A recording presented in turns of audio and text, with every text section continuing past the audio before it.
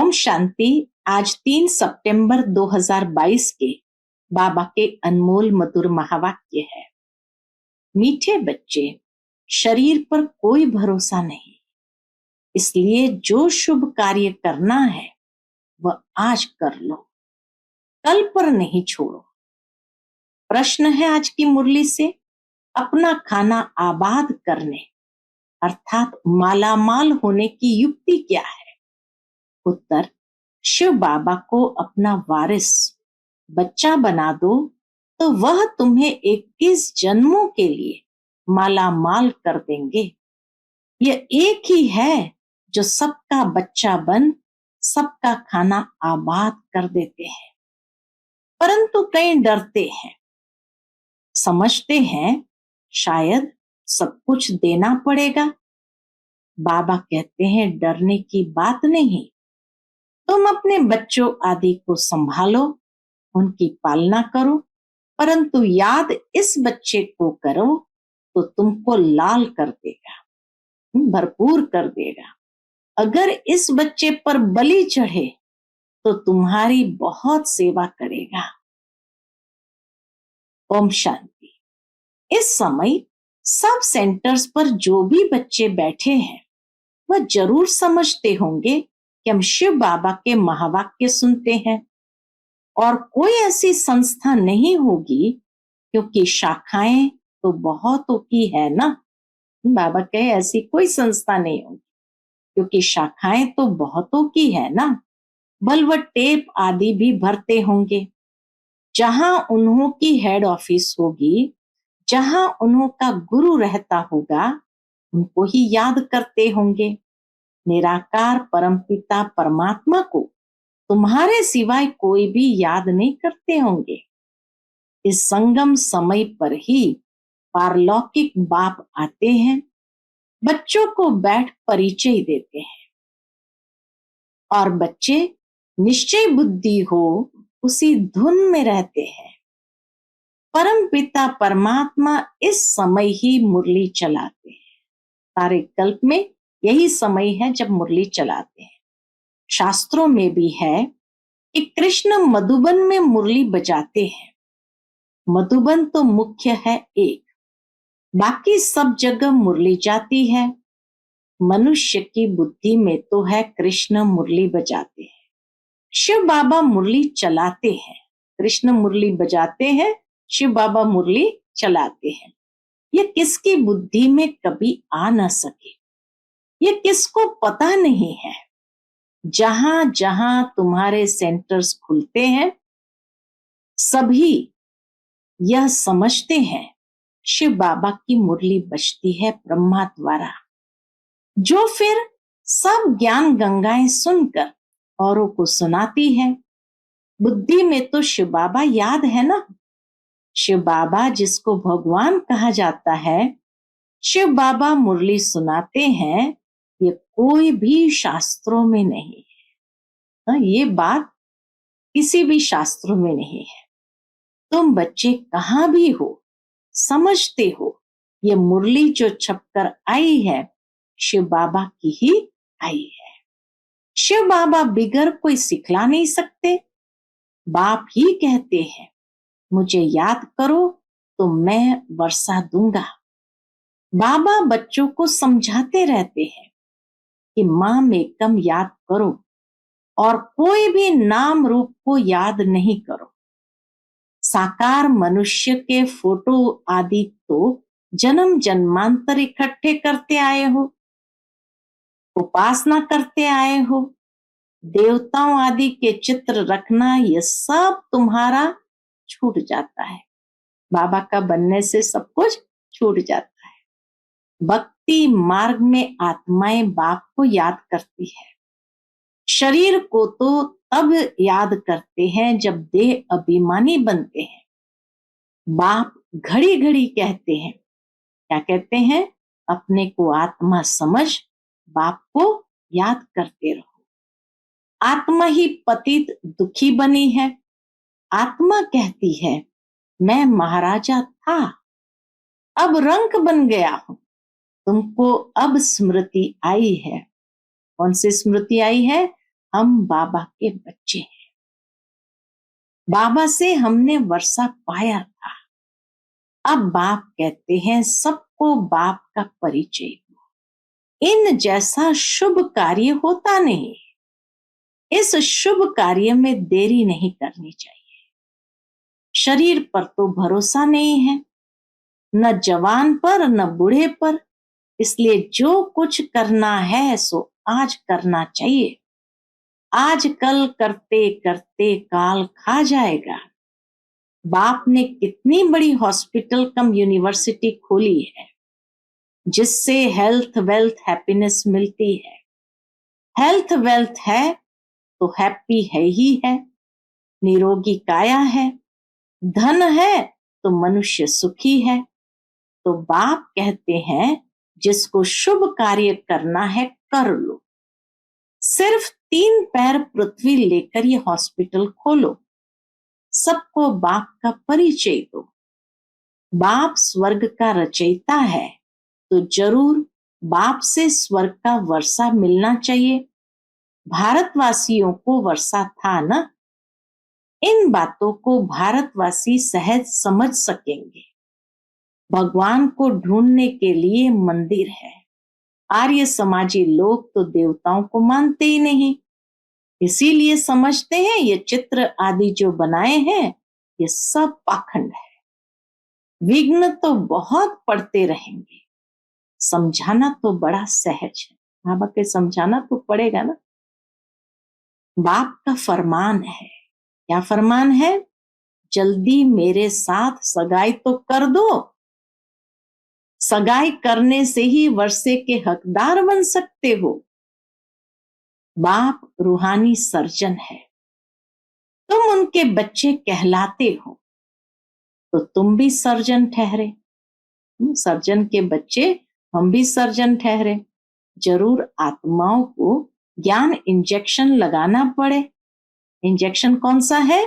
मन मना भव। यह बड़े ते बड़ा इंजेक्शन है। बाबा की याद से ही सब दुख दूर हो जाते हैं।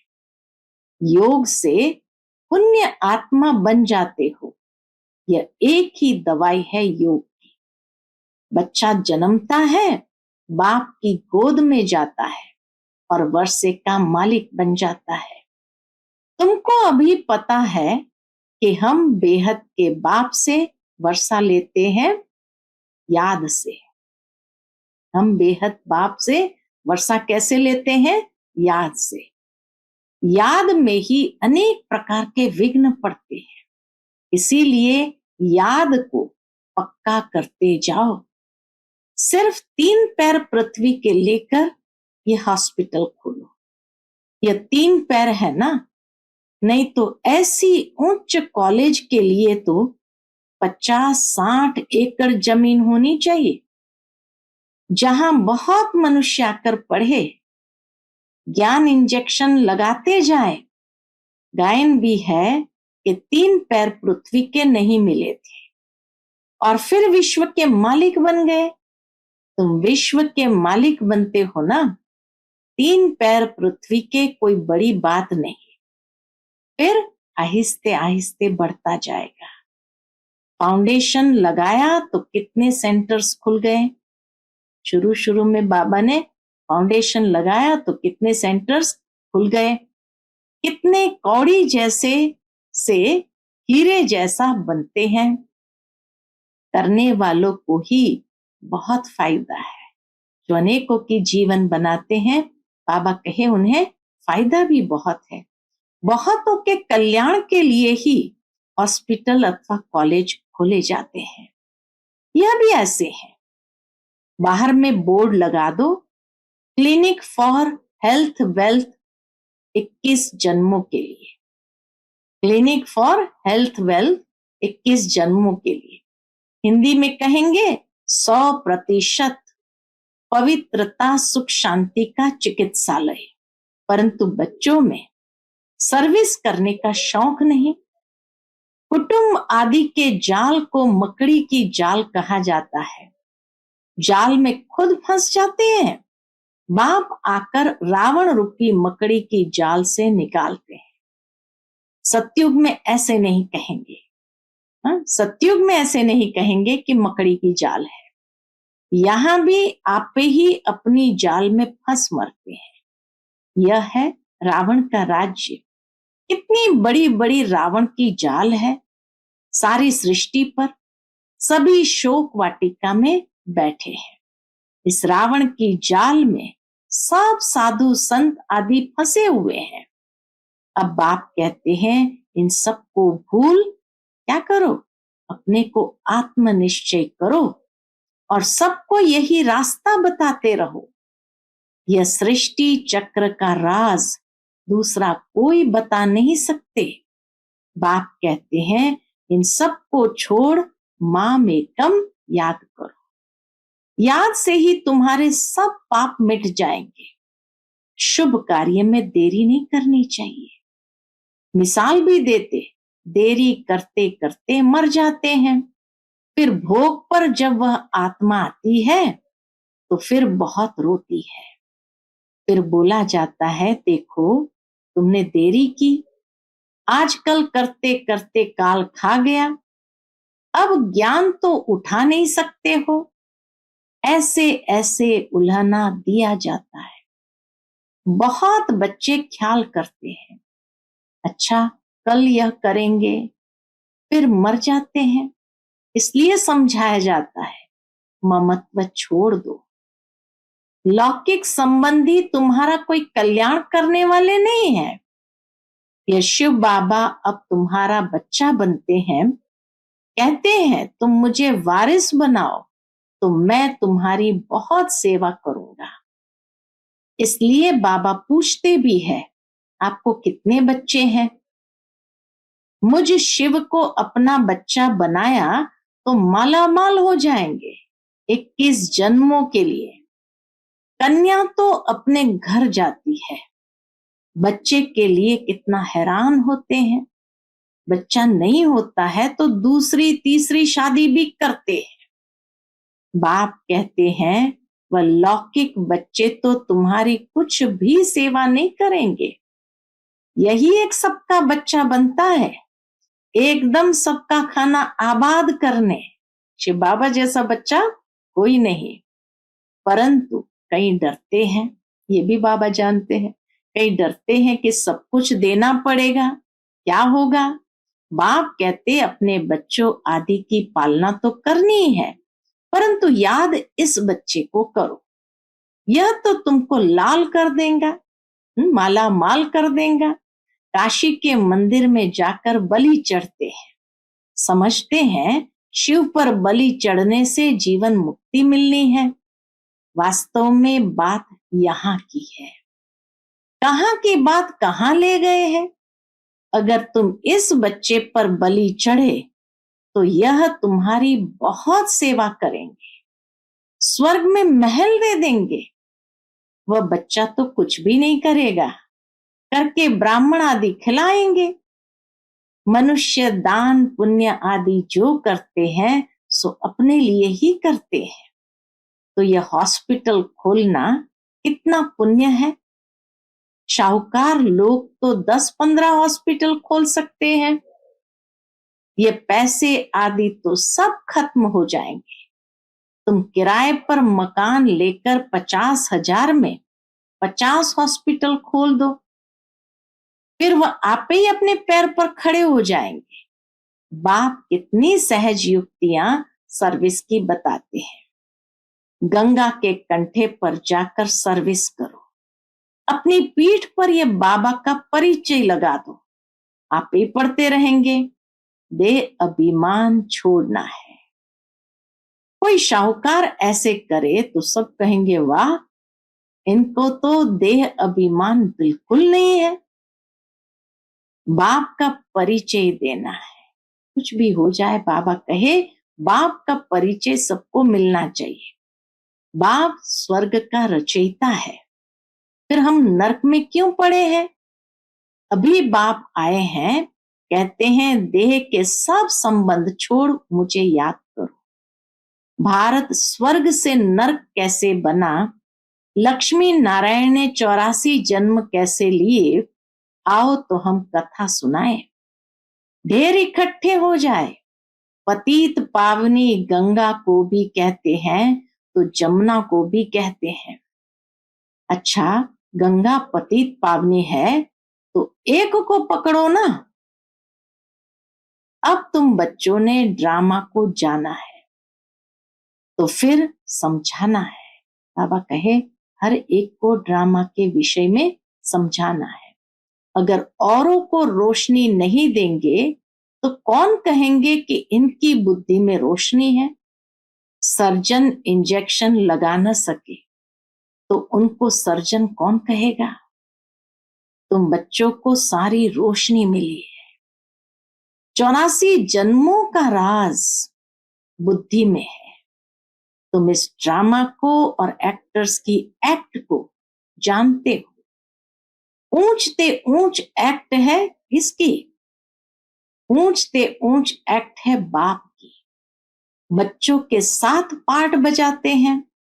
तुम भारत को स्वर्ग बनाते हो, परंतु हो गुप्त, परंतु हो गुप्त, incognito, non violence, Shiv Shakti सेना। उनकी सब बातें जिस्मानी है। कितने कुंभ के मेले में जाते हैं। हर साल कुंभ के मेले पर कितने लोग जाते हैं। यहाँ जिस्मानी कोई बात नहीं। तुम उठते बैठते चलते यात्रा पर हो। याद से ही तुम पावन बनते हो। बाप कहते हैं तुम कर्म करते समय क्या करो। बाबा कहते तुम कर्म करते समय भी शिव बाबा को याद करो। वह फिर कह देते सब में परमात्मा है। फर्क हो गया ना। बाप कहते हैं जहां भी बैठो मुझे याद करो। फिर सर्विस भी करनी चाहिए। मंदिरों में बहुत भक्त जाते हैं। बस यह चित्र पीठ पर लगा दो। बाप का परिचय देते रहो। युक्तियां तो बहुत बतलाते हैं। बाबा युक्तियां तो कितनी बतलाते हैं। स्मशान में जाकर समझाओ निराकार बाप की महिमा और श्री कृष्ण की महिमा। अब बताओ गीता का भगवान कौन है। साथ में चित्र भी हो। सर्विस तुम बहुत कर सकते हो। फीमेल करे व कोई कुमारी करे तो अहो सौभाग्य। कन्या तो सबसे अच्छी। कन्याओं का कन्हैया बाप है निराकार। कन्हैया कृष्ण नहीं था, यह है बाप। बाप को ख्याल आता है कि बच्चों को कैसे सिखलाऊं। कल्प पहले भी ड्रामा अनुसार ऐसे ही समझाया था, फिर आज समझाता हूं। तो तुमको भी अंधों की लाठी बनना चाहिए। जिन बच्चों को परिचय मिलता है वह फिर औरों को ले आते हैं। उसका भी पुण्य होता है। किसी को समझा नहीं सकते तो उसको सेंटर तक तो पहुंचाओ, ले आओ। बाबा के उसका भी पुण्य मिलता है।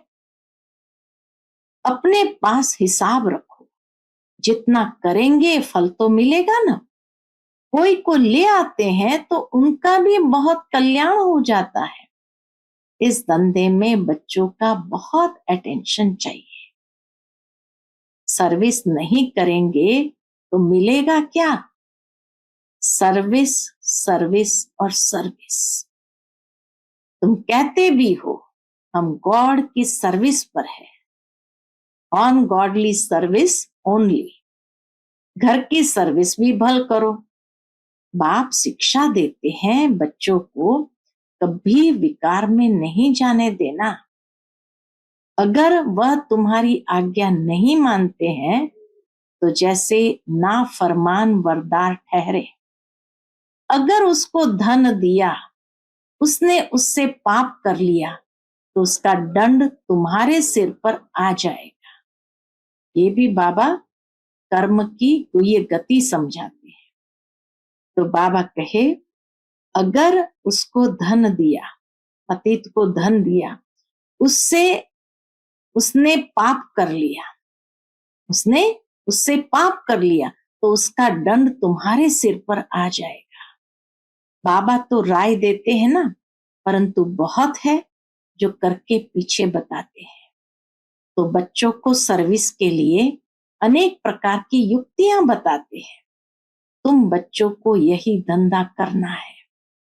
ट्रेन में भी यही सर्विस करते रहो तो बाप भी खुश होगा और भविष्य 21 जन्म के लिए सदा सुख का वर्षा मिल जाएगा। अच्छा, मीठे मीठे सिकिलते बच्चों प्रति माता पिता बाप दादा का याद प्यार और गुड मॉर्निंग। रूहानी बाप की रूहानी बच्चों को नमस्ते। हम सब रूहानी बच्चों की रूहानी माता पिता बाप दादा को याद प्यार गुड मॉर्निंग और नमस्ते नमस्ते। शुक्रिया बाबा, शुक्रिया। आज की मुरली से धारणा के लिए मुख्य सार है। पहली पॉइंट, माया ने जो बहुत बड़ी जाल बिछाई है, अब बाप की याद से उस जाल से निकलना है, शुभ कार्य में लग जाना है, किसी देहधारी की जाल में नहीं फंसना है, सबसे ममत्व निकाल देना है। दूसरी पॉइंट, ज्ञान की जो रोशनी मिली है वह सबको देनी है। देह अभिमान को छोड़ भिन्न भिन्न युक्तियों से सर्विस करनी है, अंधों की लाठी बनना है। आज का बाप दादा का मधुर वरदान हम बच्चों के प्रति है, अनेक प्रकार के भावों को समाप्त कर आत्मिक भाव को धारण करने वाले सर्व के स्नेही भव। अनेक प्रकार के भावों को समाप्त कर आत्मिक भाव को धारण करने वाले सर्व के स्नेही भव। देह भान में रहने से अनेक प्रकार के भाव उत्पन्न होते हैं। कभी कोई अच्छा लगेगा तो कभी कोई बुरा लगेगा। आत्म रूप में देखने से रूहानी प्यार पैदा होगा। आत्मिक भाव, आत्मिक दृष्टि, आत्मिक वृत्ति में रहने से हर एक के संबंध में आते हुए अति न्यारे और प्यारे रहेंगे। तो चलते फिरते अभ्यास करो, मैं आत्मा हूं। इससे अनेक प्रकार के भाव स्वभाव समाप्त हो जाएंगे और सबके स्नेही स्वतः बन जाएंगे। आज का स्लोगन है, जिसके पास उमंग उत्साह के पंख है उसे सफलता सहज प्राप्त होती है। जिसके पास उमंग उत्साह के पंख है उसे सफलता सहज प्राप्त होती है। अच्छा, Om Shanti. To watch Peace of Mind channel videos on YouTube, subscribe us on youtube.com/tvpeaceofmind. Just a click for a peaceful life.